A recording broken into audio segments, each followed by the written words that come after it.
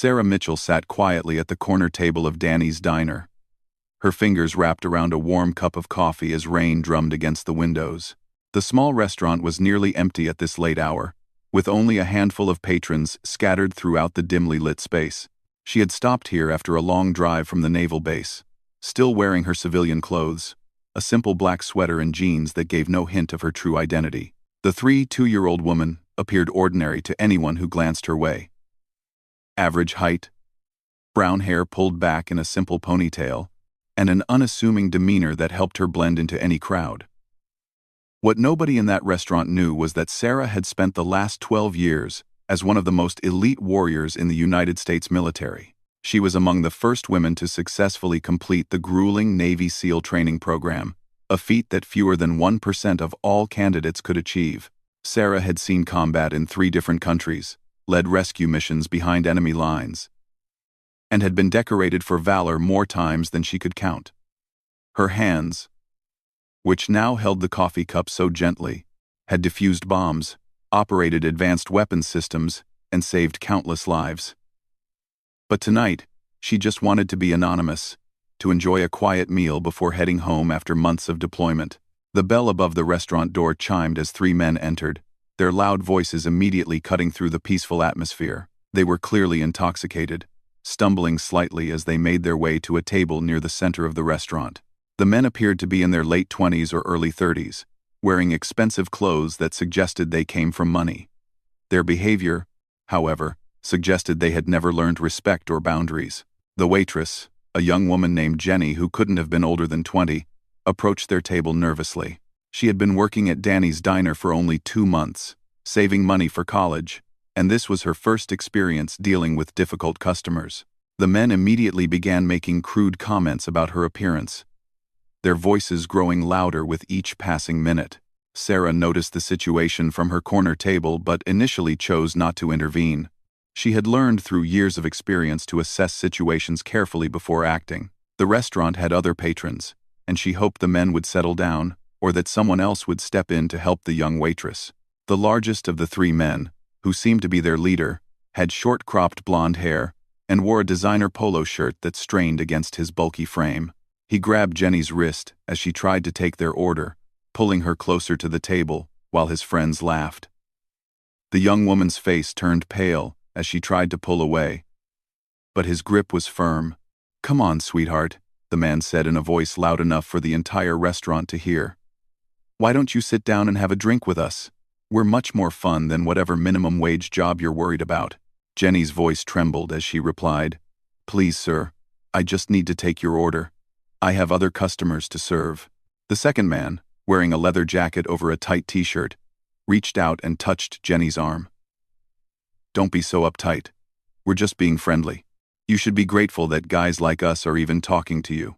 Sarah felt her jaw clench as she watched the scene unfold. She had spent years protecting people who couldn't protect themselves, and every instinct in her body was telling her to act. But she also knew that civilian situations required different approaches than military operations. She hoped the restaurant manager would appear, or that the men would realize their behavior was inappropriate and stop. The third man, thin with dark hair and an expensive watch, stood up from his chair and moved closer to Jenny. "Maybe you need to learn some manners," he said, his voice taking on a threatening tone. "We're customers here, and the customer is always right." The other patrons in the restaurant were clearly uncomfortable, but they seemed frozen in place. An elderly couple at a nearby table looked horrified but uncertain about what to do. A businessman at the counter kept glancing over but appeared reluctant to get involved. The night manager was nowhere to be seen, likely dealing with inventory in the back office. Sarah set down her coffee cup and took a deep breath. She had hoped this would remain someone else's problem. But it was becoming clear that these men weren't going to stop their harassment on their own. Years of military training had taught her to remain calm under pressure, and she began to assess the situation with the analytical mind of a tactical expert. The restaurant layout was simple, with clear exits and no obvious weapons within reach of the 3 men. Their body language suggested they were more interested in intimidation than actual violence.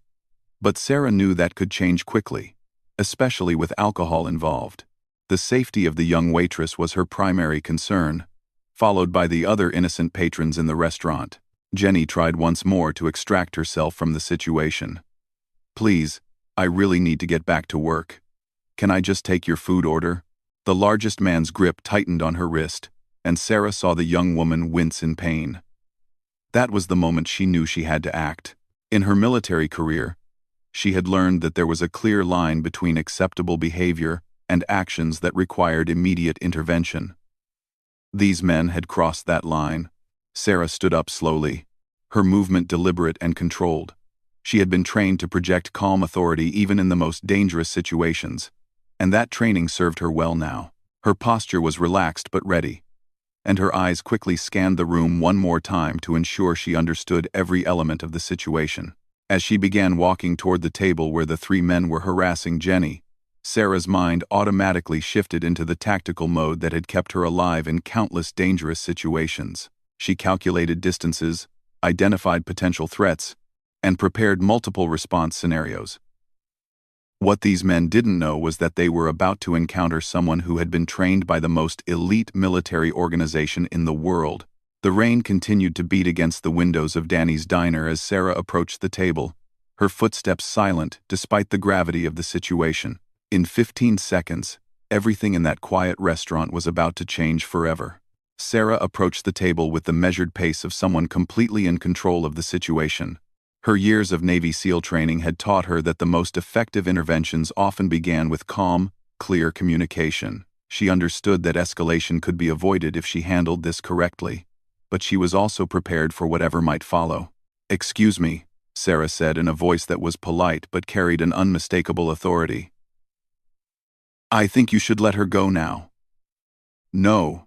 The three men turned to look at her, and she could see the immediate dismissal in their eyes. They saw a woman of average build, alone, and clearly assumed she posed no threat to them. The largest man, still gripping Jenny's wrist, actually smiled as he looked Sarah up and down. "Mind your own business, lady," he said with a condescending laugh. "This doesn't concern you. Go back to your table and drink your coffee." The man in the leather jacket leaned back in his chair and crossed his arms. "Yeah, we're just having a friendly conversation with the waitress here.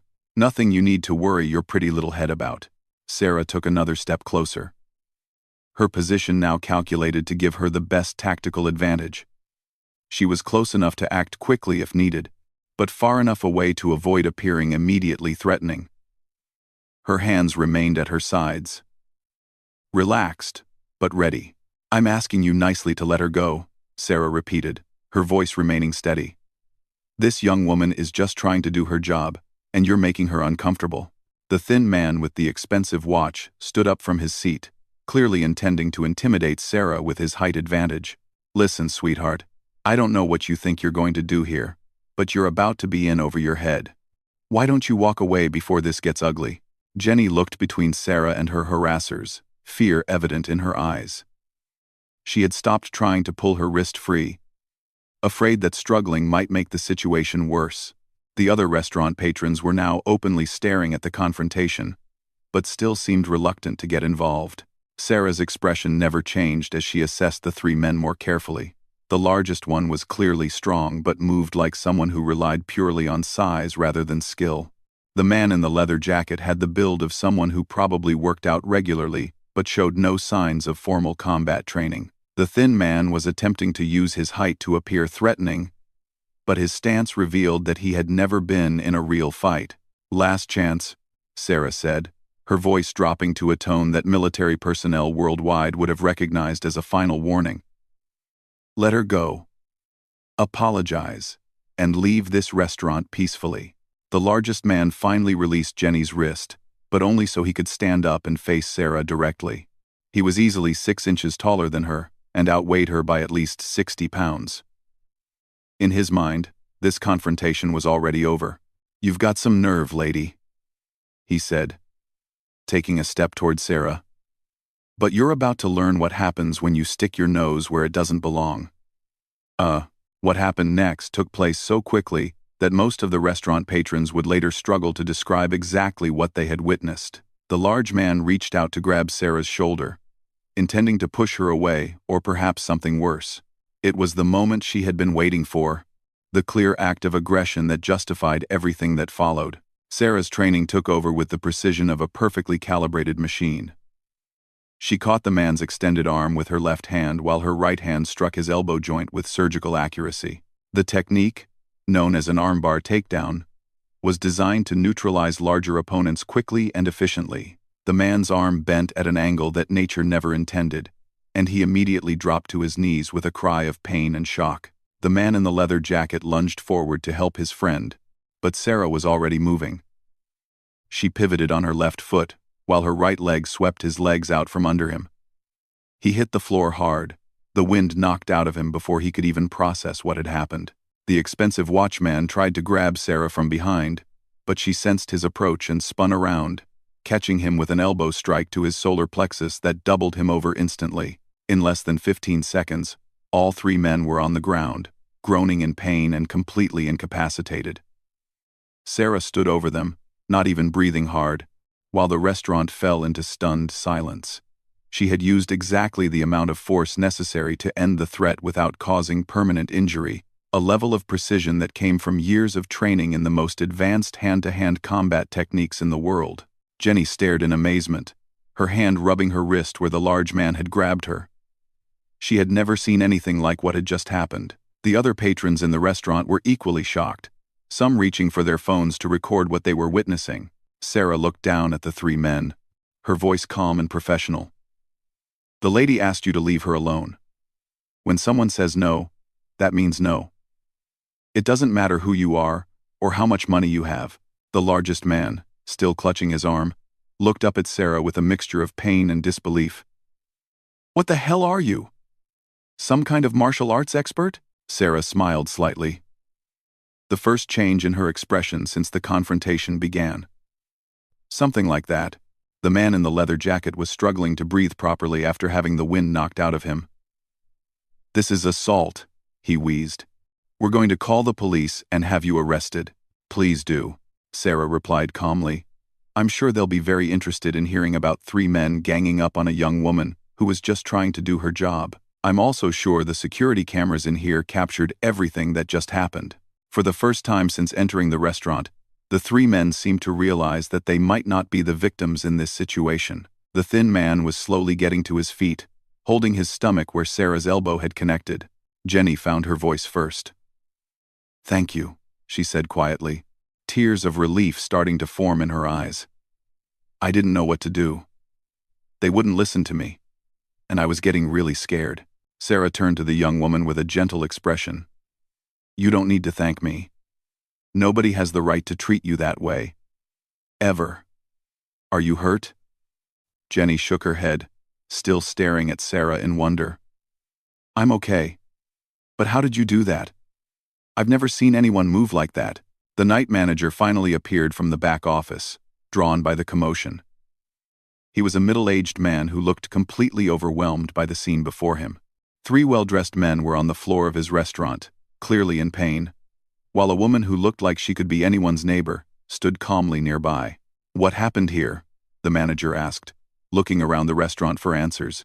Several patrons began talking at once, all eager to explain what they had witnessed. The elderly couple spoke about how the men had been harassing the waitress. The businessman at the counter described how the woman had tried to resolve the situation peacefully before being forced to defend herself. The three men on the floor began protesting their innocence, claiming they had done nothing wrong and that Sarah had attacked them without provocation. But their protests fell on deaf ears as multiple witnesses contradicted their version of events. Sarah retrieved her purse from her table and left money for her coffee and a generous tip for Jenny. She had no desire to stay and deal with the inevitable police report and questions that would follow. Her training had taught her to extract herself from complicated situations quickly and cleanly when possible. As she headed toward the door, Jenny called out to her. "Wait. What's your name? How can I thank you properly?" Sarah paused at the door and turned back with a small smile. "Just remember that you never have to tolerate being treated like that by anyone. You're worth more than that." The three men were still on the floor as Sarah pushed through the door and disappeared into the rainy night, leaving behind a restaurant full of people who would never forget what they had witnessed. But for Sarah, this was just another evening where her training had allowed her to help someone who needed it.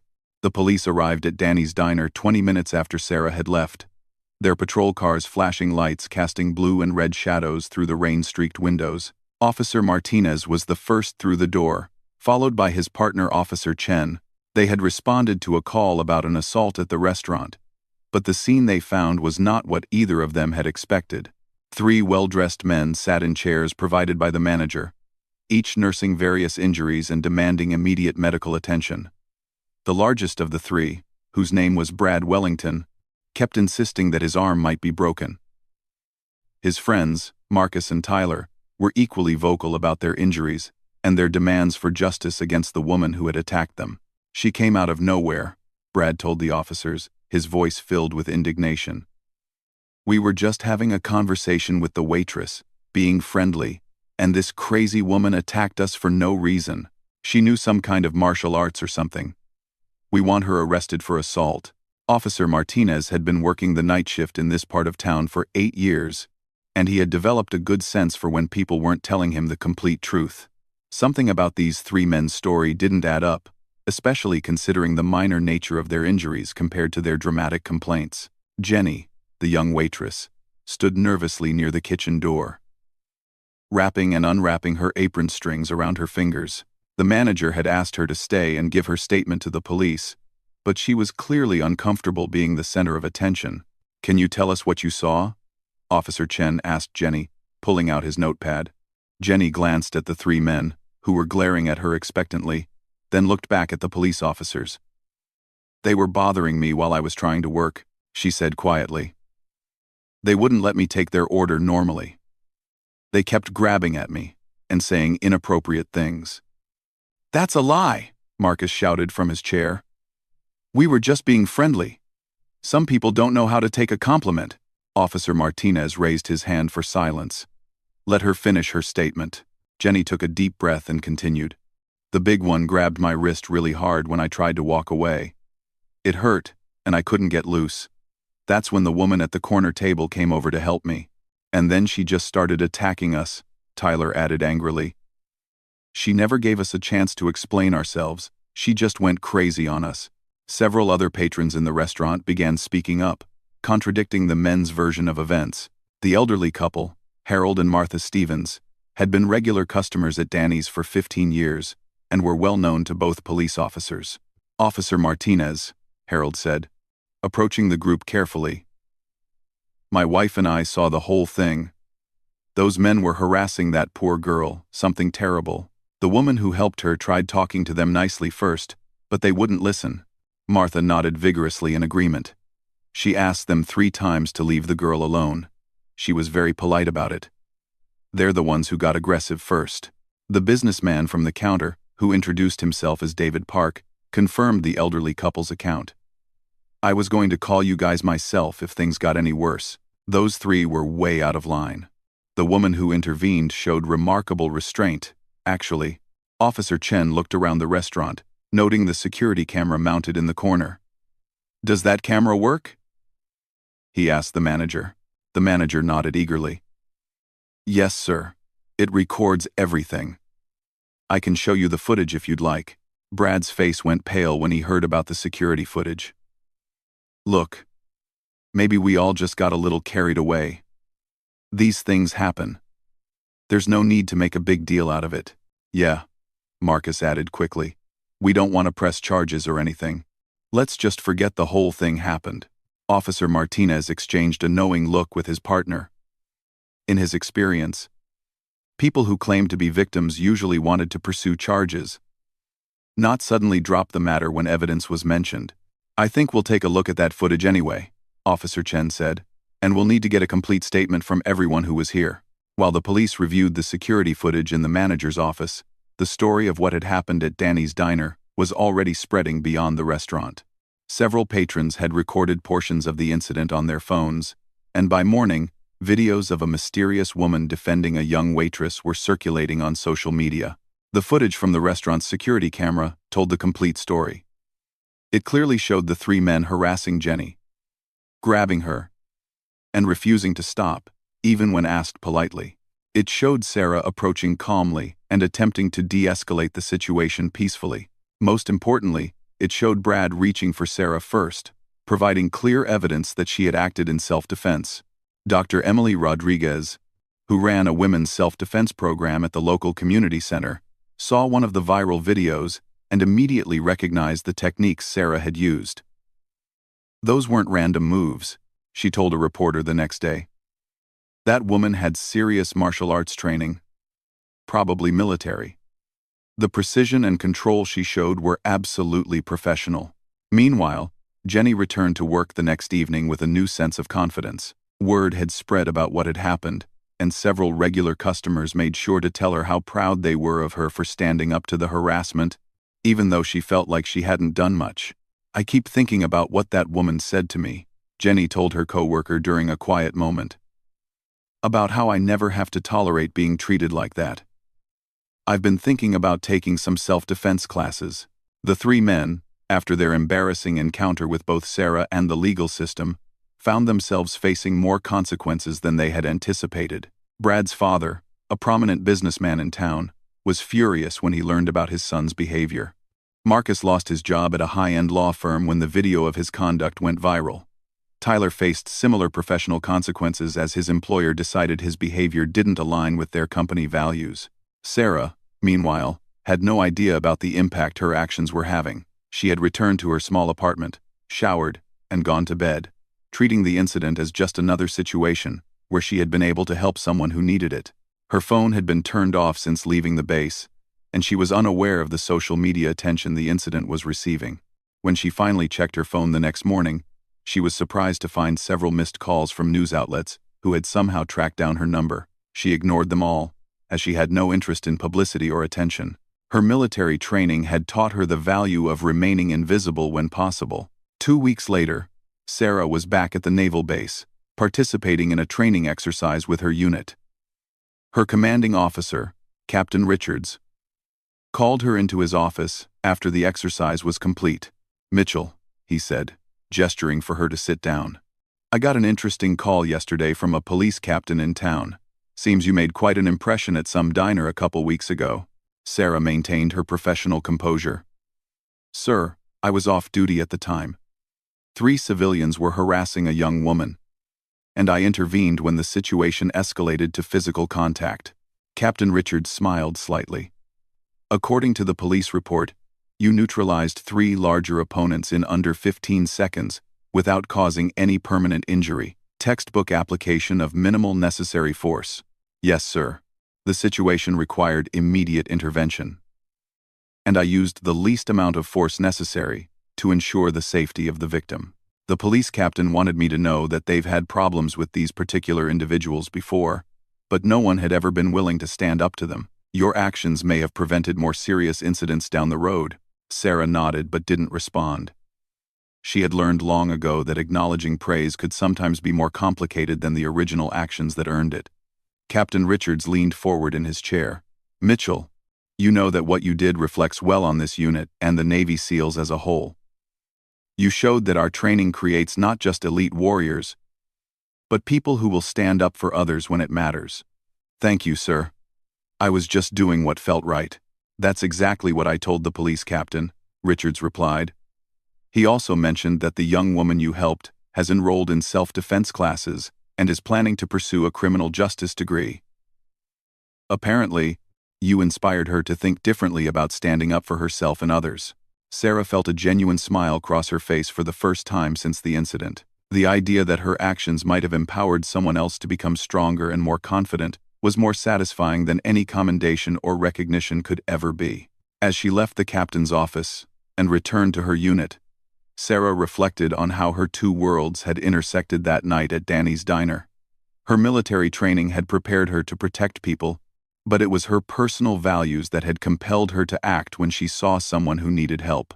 The rain had stopped falling on the town where Danny's diner stood, but the impact of those 15 seconds continued to ripple outward, changing lives in ways both large and small. For Sarah, it was just another reminder of why she had chosen to serve others. Whether in uniform or in the simple clothes of an ordinary citizen who refused to let injustice go unchallenged.